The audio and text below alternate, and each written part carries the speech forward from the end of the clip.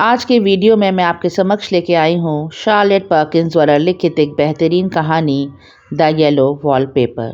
ये एक psychological horror story है। सुनते हैं इस कहानी का हिंदी एक्सप्लेनेशन मेरी यानी गरिमा की आवाज़ में।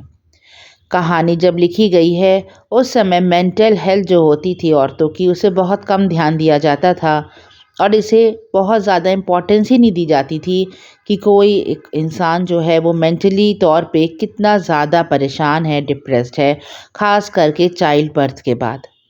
जेन नाम की एक औरत जिसे अभी अभी बेबी हुआ है वो पोस्टपार्टम डिप्रेशन से ग्रस्त है। उसका हस्बैंड क्योंकि खुद एक डॉक्टर है इसीलिए वो उसका इलाज कर रहा है और उसे 3 महीने के लिए एक सुदूर घर में लेकर आता है। वो घर जो शहर से बहुत दूर है, मेन रोड जो है वहाँ से 3 मील की दूरी पे है। और उसका ये कहना है, उसके जो हस्बैंड भी है और डॉक्टर भी है जॉन, कि रेस्ट क्योर पहले के ज़माने में कहा जाता था कि अगर आबो हवा बदल दी जाए इंसान की, उसे आराम करने को दिया जाए तो कई बीमारियां अपने आप ही सॉल्व हो जाती हैं। लेकिन उसको ये मतलब नहीं था कि उसकी वाइफ बेटर हो रही है कि नहीं हो रही है इस इलाज से। वो उसे सिर्फ रेस्ट क्योर से ठीक करने की मकसद से आ जाता है उस घर में जो उसने 3 महीने के लिए किराए पे लिया था। और ऊपर की मंजिल पे जो बहुत ही खुला खुला सा घर है वहाँ पे वो अपनी पत्नी को रखता है। हालांकि उसकी पत्नी को ये कमरा बिल्कुल भी पसंद नहीं आता। ऐसे उसे लगता है उसकी पत्नी को कि ये कमरा जो है ये एक नर्सरी रहा होगा, शायद बच्चे कभी यहाँ रहते हों। लेकिन एज अ रीडर जब हम लोग देखते हैं वो रूम कैसा था तो हमें समझते देर नहीं लगती कि वहाँ पागलपन से ग्रस्त इंसानों को रखा जाता है। क्योंकि उस कमरे के जो पलंग था उसको कील से गाड़ के ज़मीन में फिक्स कर दिया गया था और जो उसके दीवारों पे वॉलपेपर लगा था पीले रंग का बदरंग पेपर, वो जगह जगह से नाखूनों से खरोचा हुआ था, फाड़ा हुआ था। बेचारी जेन को तो यही लगता है कि ये एक नर्सरी रही थी जिसमें लोहे की रॉड की खिड़कियां हैं और शायद यहाँ पे कभी बच्चे रहते थे, उन्होंने पेपर को फाड़ दिया। वो अपने पति से कहती है कि उसे यह बदरंग पेपर बिल्कुल भी अच्छा नहीं लगता। लेकिन जॉन को इसका कोई भी ख्याल नहीं कि उसकी पत्नी को वो रूम कैसा लगता है। वो कहता है कि अगर मैं ये पेपर्स बदलवा भी दूंगा तो तुम्हें फिर ये पलंग अच्छा नहीं लगेगा, ये खिड़कियाँ अच्छी नहीं लगेंगी। तुम कहोगी कि जो खिड़कियों पे रॉड लगी हैं लोहे की ये बहुत डरा रही हैं तुम्हें, इसलिए तुम एडजस्ट कर लो इस चीज़ से।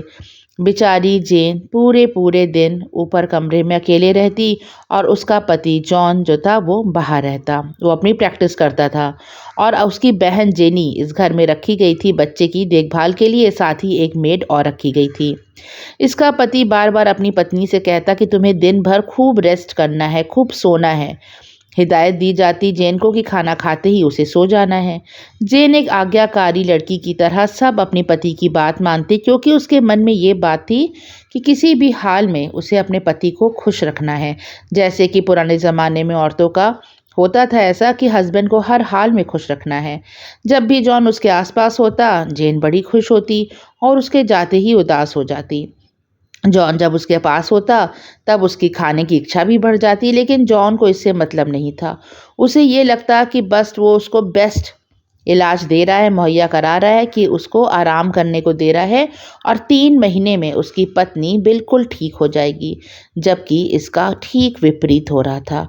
पूरे पूरे दिन ऊपर जेन कमरे में सोती रहती और रात को उसको नींद ही नहीं आती। जॉन तो सो चुका होता और जेन अपने बिस्तर पे बैठी वो येलो वॉलपेपर, बदरंग पेपर जो चारों तरफ दीवार पे लगे थे उन्हें घूरती रहती।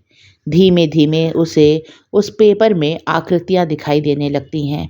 उसे ऐसा लगता है कि कोई औरत है जो रेंगती हुई दीवारों के पीछे चल रही है।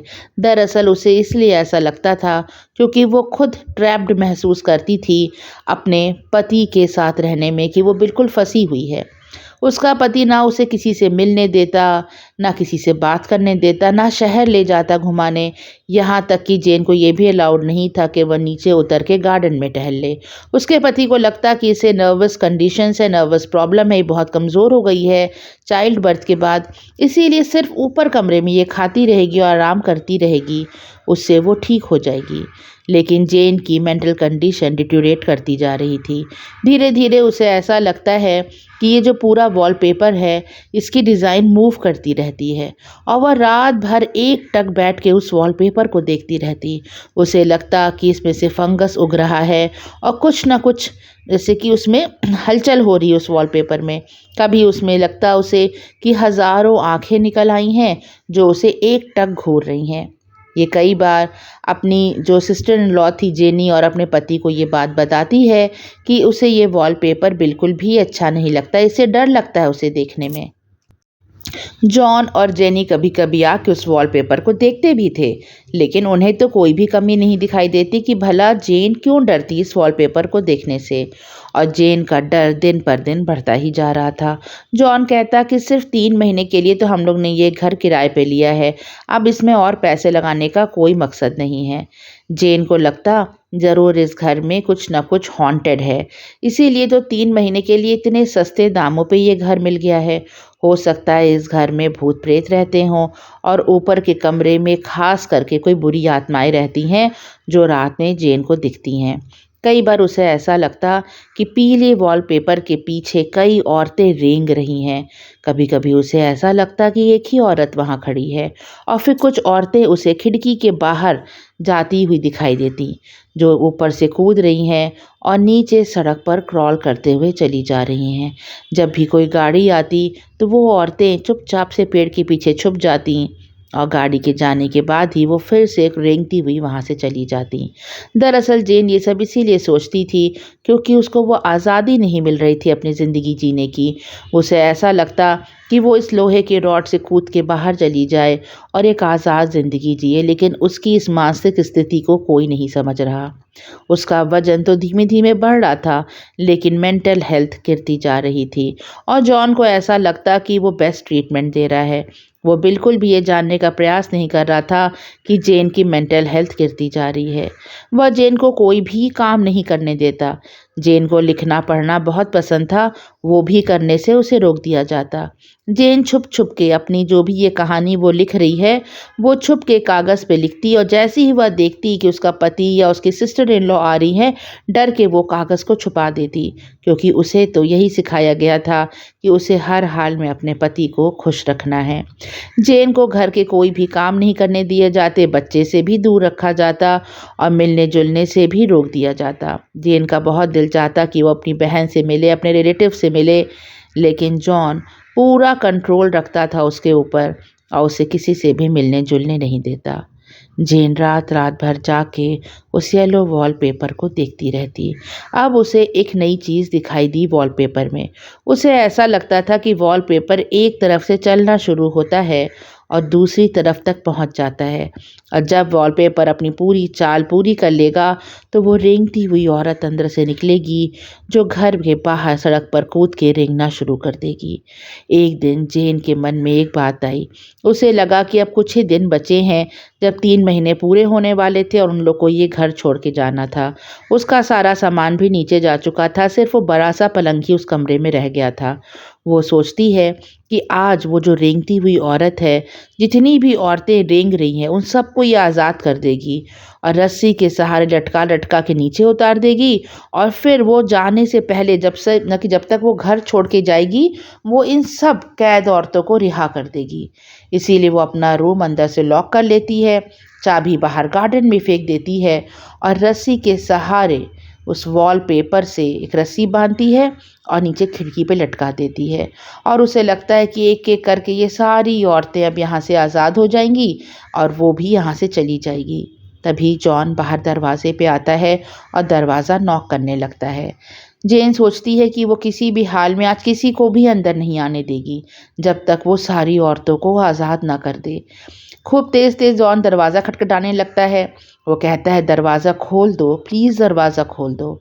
जेन उसे कहती है कि धीरे धीरे बोलो, मैंने चाबी बाहर गार्डन में फेंक दी है।